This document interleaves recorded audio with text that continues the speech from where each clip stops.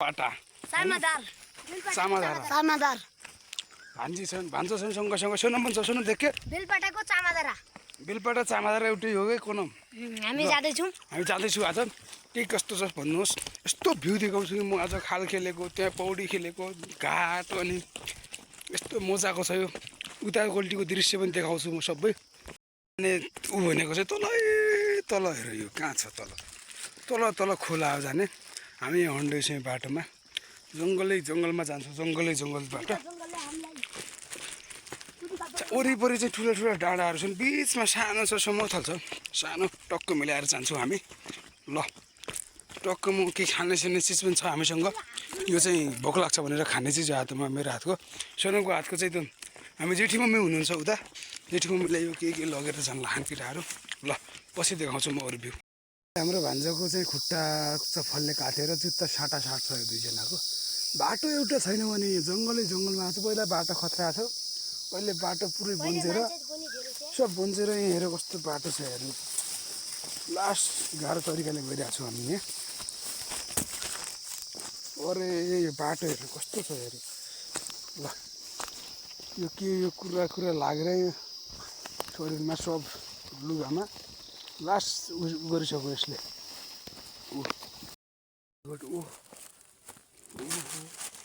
यस्तो बाटोमा कसरी जाँदैछ थाहा छैन तर लडिन्छ ओ माइ गड ल यस्तो बाटोमा आउँदैछन् केटाहरू माथिबाट लडौला ल बोल्नु मिल्छ ल ल ओ माइ गड यस्तोमा जाँदैछु सर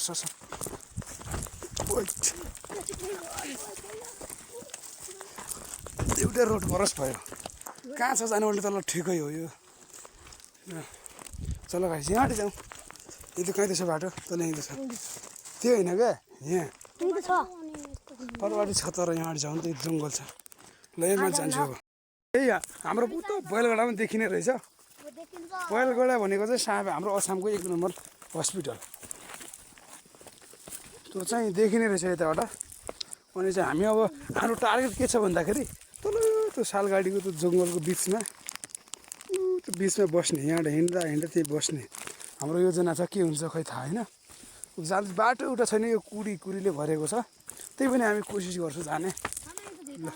र यो कस्तो छ यो भिडमा यस्तो ठाउँमा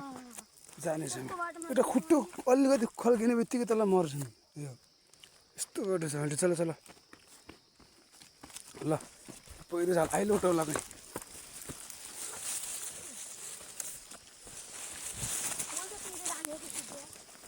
हामी चाहिँ यो पहाडमा पुगिसकेका छौँ त्यही रनाउँछ राम्रोसित ल यो पहाड यस्तो छ कि आहा ढुङ्गाले बनाएको छ बाटो एक छैन त्यही दुःख लागिरहेको मलाई यहाँ हामी चाहिँ सालगाडी पुगिसकेका छौँ त्यो सालगाडी भनेको सालहरूको बोट मात्र छ अरू केही पाउँदैन यहाँ साल मात्र छ बाटो केही राम्रो छैन क्या त्यही भएर अलिक दुःख लाग्यो सालगाडी पुगिसकेका छौँ हामी यहाँ एउटा सालगाडी तोडिसक्यौँ अर्को सालगाडी लागेर भोक लाग्यो केटाहरूलाई चाउचाउ खाँदैछन् केटाहरू चल्नु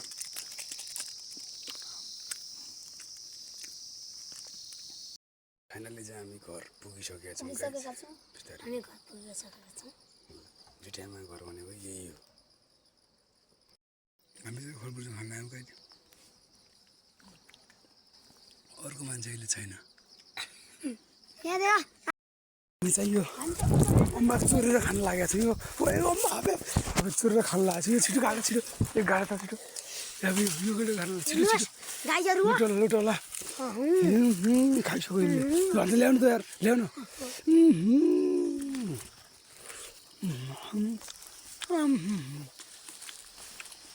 यो चाहिँ अम्बा चोरेर खान लाग्छ हामी चाहिँ आज एकजना ओक्कोमा जाऊँ न खाना लुटेपछि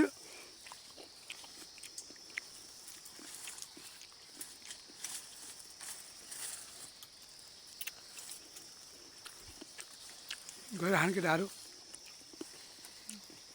हेलो भाइ तर हामी त एकछिन पछि खाल खेल्न पनि जाने छौँ त्यो खुट्टो पहिला जुत्ता खाऊ भने पहिला त्यो लोटे नआए खाऊ मामा खम्बा काटेर खाने केटाहरू माथि छन् परै हानिआएको नुडौ ठुला सुनौ खाने गाइज हामी चाहिँ यिनीले लिएर गइसकेका छौँ उमाई घरि बाटोमा गाइजहरू हामी मर्ने हेर्नुहोस् गाइजहरू हामी मर्ने सम्भावना भइसकेको छ म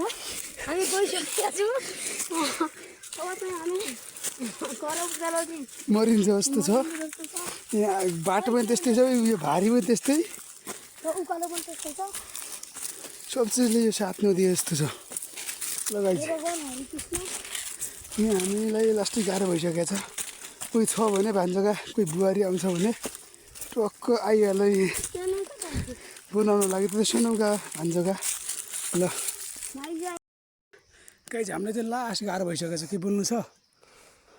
यसमा त मरिँदो रहेछ गाइज ल अब के बोल्नु छ सर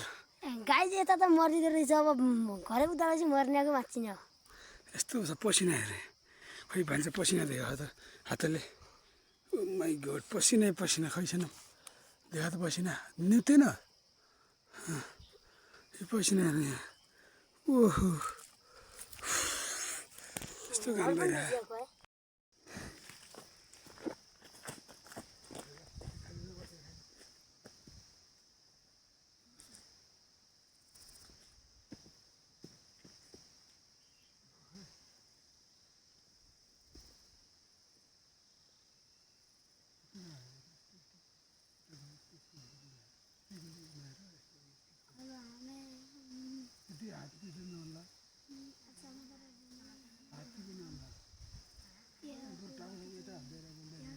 धेरै नै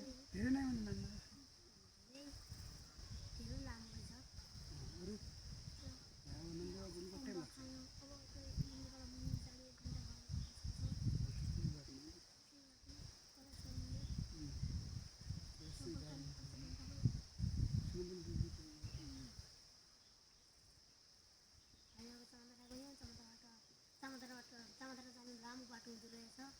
त्यसपछि हामी अब घर जाँदैछौँ हामी यहाँ सानो पुरुषमा बसेको छौँ आधो बाटो पुगेको छौँ अब हामी जानु लाग्यो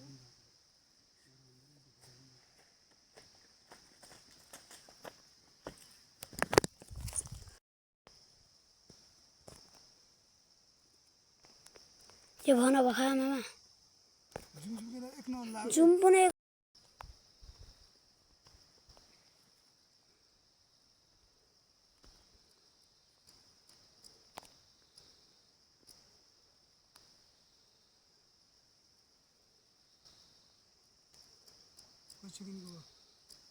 सत्र